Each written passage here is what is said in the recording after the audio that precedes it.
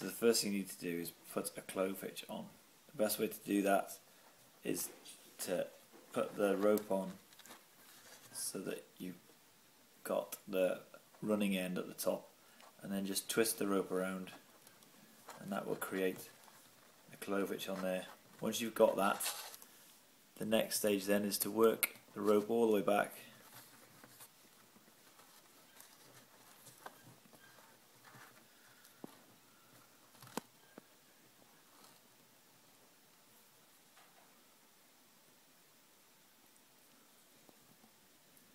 so you've got the smallest amount of end left, and I really do mean millimeters, and then from there just hold the knot tighter and then really pull it tight so it locks itself in. Now the way to test it is give it a little wiggle, and you'll know you've got it tight enough on there, because you won't be able to undo the knot. That's how you do stage one. So it's a clove hitch. However you do the clove hitch is up to you, but you should always end up with that at the very end. That's stage one. Okay, so in stage one we created a clove hitch, and we've now got the knot on the end of there, and we've checked that it's tight enough. So for stage two, all we do now is we create a loop in our fingers, and we just pull the loop through like so, creating a loop. Now as you can see, the distance between the nugget and the first loop is not going to work, so what we need to do now is work the rope down, moving the knot all the way down, all the way in, so we can get the first loop in as tight as possible. It's very fiddly, I know, but the closer you can get it, the better the bracelet will look in the end. And then we can make this loop as big as we like, really, and then all we do is, again, pulling that tight, and you can see there now my first loop is very, very close to the start of the nugget. What we then do is we can then start to do our weaving. We pull this loop down as far as we can go. Now, once we're in this position and we have this little loop here, we go on to stage three. So now we're at stage three. We've completed stage one and two. Stage one being the clove hitch, which is around the nugget, and stage two being where we've created this very small loop. Now, you see how I've got this now in my hand, in my left hand, and you can see that the rope is actually coming out on the left hand side.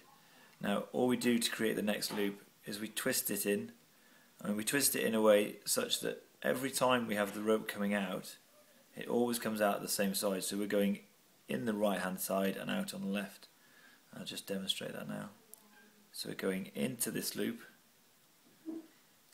and out on the left. And all we need to do then is just pull tight again, and that will create a really tight loop in there, and then pull the loose end through like so, and we just repeat that motion then. So we go in on the right and out to the left, and again we just need to pull that tight, work it down so it's tight, and then bring it down again and start again, going in on the right and out on the left. As you can see here, we're creating a pattern along here. If we were to go in on the right, in on the left and out on the right, we wouldn't create this pattern. It would be mixed up. If you do this, the unfortunate situation now is that what you end up doing is not creating the bracelet that will pass the quality assessment, and all we'll need to do is split it down. So you need to make sure, whichever way you do it, that you always go in the same way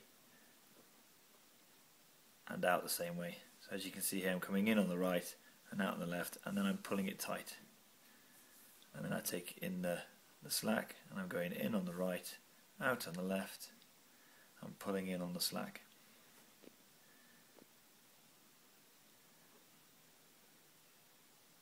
And we again check that we've got that nice pattern going down, which we have, and we just need to make sure that we're always pulling it tight after every loop. And that's the end of stage three.